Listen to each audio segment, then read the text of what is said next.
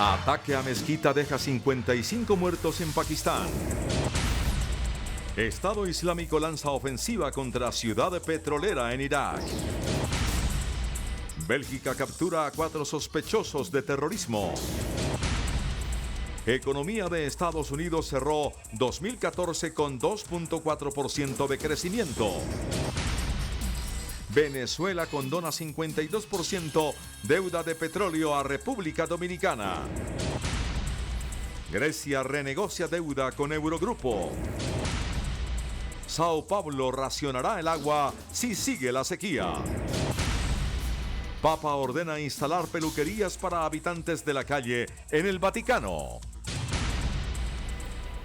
Muy buenas tardes, bienvenidos a CMI Mundo. Comenzamos en Pakistán. 55 personas perdieron la vida y otras 56 resultaron heridas tras una explosión de una mezquita chiita en el sur de ese país. Una filial de Al Qaeda en esa nación asiática reivindicó la autoría del atentado.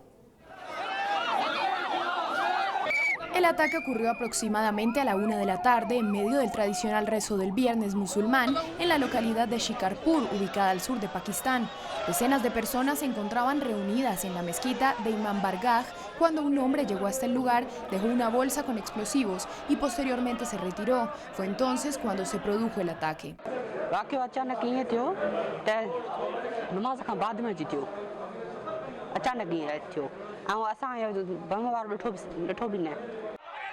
El techo del templo se derrumbó y decenas de musulmanes quedaron atrapados bajo los escombros, mientras que testigos que se encontraban en la zona intentaron ayudarlos. 50 de las víctimas fueron trasladadas al Hospital Civil de Shikarpur. Mediante un comunicado, la organización Jundullah, vinculada a Al Qaeda, reivindicó la responsabilidad del atentado y señaló que estaba dirigido contra la comunidad chií. Las autoridades locales decretaron 3 días de duelo y numerosos dirigentes condenaron el ataque, entre ellos el primer ministro de Pakistán, Nawaz Sharif. Por su parte, decenas de personas protestaron en las calles tras el atentado. El autodenominado Estado Islámico lanzó una megaofensiva contra la ciudad iraquí de Kirkuk. Durante la jornada, más de 60 personas perdieron la vida, entre ellos un alto mando de las fuerzas kurdas. Los yihadistas del autoproclamado Estado Islámico lanzaron una operación a gran escala en 3 puntos claves de la ciudad petrolera de Kirkuk, ubicada en el sureste de Irak. En medio de la ofensiva, 4 terroristas se tomaron un hotel de la ciudad y dispararon en repetidas ocasiones contra decenas de civiles, dejando al menos 30 personas heridas que fueron trasladadas al hospital local.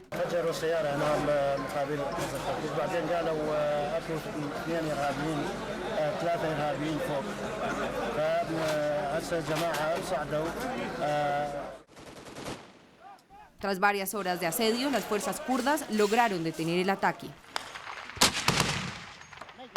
La ciudad petrolera de Kirkuk ha sido uno de los objetivos más preciados y esquivos para el Estado Islámico, y tras perder el control de la localidad siria de Kobani, significaba un punto clave para desestabilizar la economía iraquí. Y nos vamos hasta Bélgica. Allí 4 personas fueron detenidas sospechosas de viajar a Oriente Medio para unirse a grupos extremistas y de reclutar personas para enviarlas a Siria y al Kurdistán iraquí. Al menos 22 lugares fueron registrados en todo el país como parte de las investigaciones antiterroristas que adelantan las autoridades belgas. En la ciudad de Amberes se allanaron 4 viviendas, 11 en Maaseik, una en Quiroy, 2 en Hoogland-Helchteren, una en Genk y otra en Bruselas, la capital, y de acuerdo con la policía, en ninguna de ellas se encontraron armas ni explosivos. Los 4 detenidos son sospechosos de viajar a Oriente Medio para unirse a las filas de organizaciones terroristas. Esta nueva operación se suma a la realizada el pasado 15 de enero contra una célula yihadista que planeaba atentar contra policías en todo el país y que terminó con 13 detenidos y 2 muertos. Actualmente Bélgica se mantiene en el nivel de alerta 3, uno menos que el máximo. Por ello se han dispuesto cientos de militares para vigilar lugares considerados sensibles como sinagogas, embajadas o instituciones europeas. En Atenas, Grecia, el nuevo gobierno se reunió con representantes del Eurogrupo para renegociar la deuda del país heleno. Grecia ha recibido desde 2010 240.000 millones de euros en rescates para salvar su maltrecha economía. Para tratar esta situación, Jerome Dijsselbloem, el presidente de los países que comparten la moneda única, el Eurogrupo, habló con Alexis Tsipras, el nuevo primer ministro griego. Atenas ratificó que mantiene la intención de seguir en el euro, pero solo va a negociar con los estados y no con el grupo conocido como la Troika, que integran el Fondo Monetario Internacional, el Banco Central Europeo y la Comisión Europea. Y seguimos hablando de finanzas. Estados Unidos, la mayor economía del mundo, ralentizó su crecimiento en el último trimestre del año y cerró el 2014 con un repunte del 2,4% en su Producto Interno Bruto. Estados Unidos terminó el año con un crecimiento del 2,4% real en su Producto Interior Bruto, el valor de todos los bienes y servicios. La cifra es ligeramente mayor al 2,2% con el que el país terminó el 2013. El crecimiento no es malo, pero deja un sabor agridulce, y es que este repunte viene de la mano sobre todo del gasto cotidiano de los consumidores, que supone 2/3 partes de la actividad económica del país. Esto, sumado a la bajada en los precios del petróleo y el fuerte crecimiento del empleo, genera confianza en la economía. Sin embargo, la bajada de las inversiones de las empresas y la reducción del gasto del gobierno generan algunas dudas. En lo que se refiere al último trimestre del 2014, Estados Unidos creció un 2,6%, muy lejos del 5% del tercer trimestre. Eso sí, esta cifra será revisada otras 2 veces.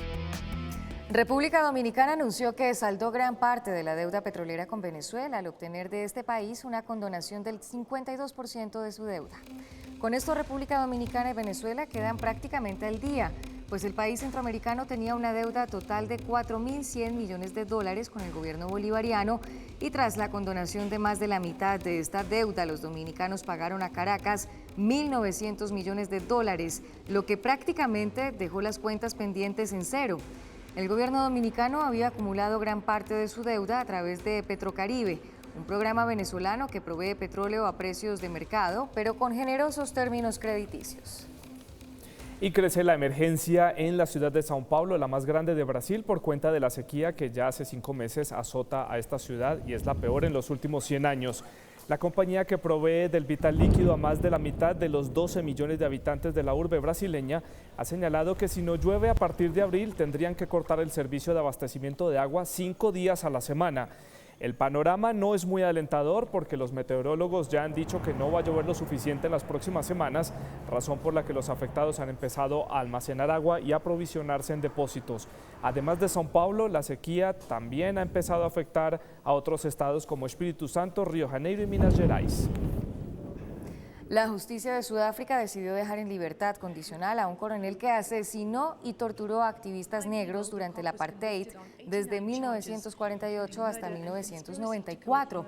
Se trata de Ousmane de Kock, conocido como el asesino número 1 y quien fue condenado en 1966 a 2 cadenas perpetuas y 212 años de prisión por reprimir a los opositores al régimen segregacionista en el país. El anuncio fue hecho por el ministro de Justicia, que aseguró que será liberado en aras del desarrollo de la nación y por su arrepentimiento en los crímenes cometidos, además por su ayuda a las autoridades para recuperar los restos de sus víctimas. Y el Papa Francisco vuelve a sorprender al mundo entero. Hoy ordenó instalar una peluquería para que las personas que no tienen hogar y quieran empezar a usarla pueden hacerlo a partir del 16 de febrero, cuando también estarán listas las duchas que tienen orden del Vaticano para ser instaladas en la parte baja de la Basílica de San Pedro para que las personas puedan bañarse.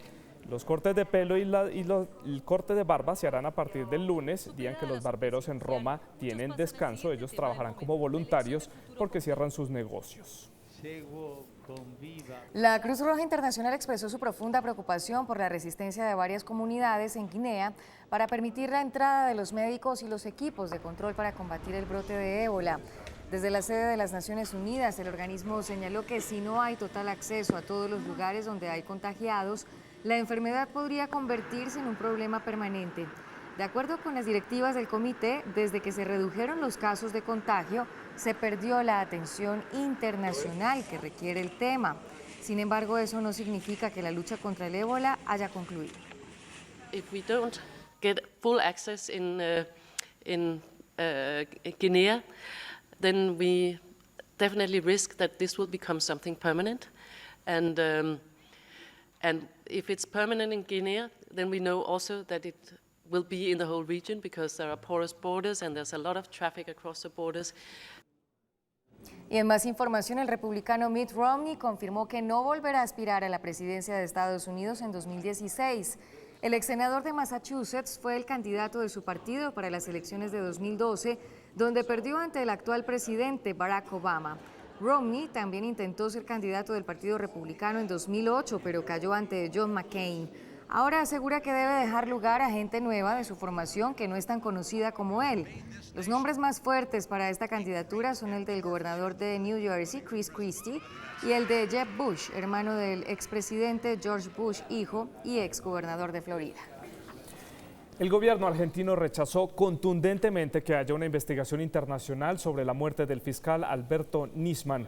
Así lo afirmó el jefe del gabinete, Jorge Capitanich, en respuesta a la petición de la Corte Interamericana de Derechos Humanos de investigar si Nisman había muerto en el ejercicio de su labor. El fiscal fue hallado muerto en su casa horas antes de acusar ante el Congreso de la Nación a la presidenta Cristina Fernández de encubrir a terroristas iraníes en el atentado de la AMIA. Desde Estados Unidos, el senador Marco Rubio también exigió una investigación fuera de Argentina. Debo remarcar al señor senador Rubio de los Estados Unidos que con su visión imperial desconoce profundamente la Carta de las Naciones Unidas y el principio de autodeterminación de los pueblos y el funcionamiento del sistema republicano, federal y democrático. Considero que la intromisión indebida de otro Estado en asuntos internos de otro Estado constituye una injerencia absolutamente indebida e incorrecta. Muy bien, es todo por ahora en las noticias de CMI Mundo. Quédense en el Canal 1 con el profe Magnoli y la gente pelota. A las 7 de la noche una nueva emisión de CMI. Hasta más tarde.